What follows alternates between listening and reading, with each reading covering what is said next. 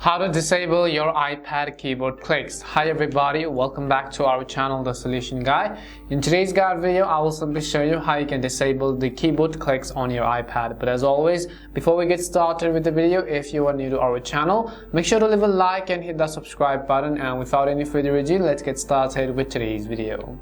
So first of all, what the issue over here is that let's say that you were simply typing something on the Notepad app and then your keyboard simply makes a sound and you want to actually simply turn it off.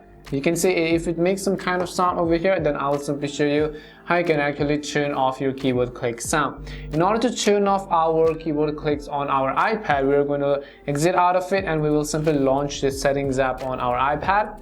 Once we launch the settings app, you can see that this is how it is going to look like. What you have to do is on the left hand side of the screen, you have to go to this option which says sound. So go ahead and then simply select sound.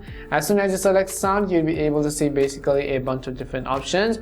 And on the right hand side, you have to scroll down to the bottom and you'll find this option which says keyboard clicks. And all you have to do is, in order to actually disable keyboard clicks, you have to simply turn off this toggle and your iPad will no longer make keyboard clicks sound. You can come back anytime in the future and then simply turn on this toggle, and you can also lock sound if you wanted it to, but if you want to simply disable it, turn off this toggle. If it is turned off, it is going to get grayed out. If it is turned on, it is going to be highlighted in green.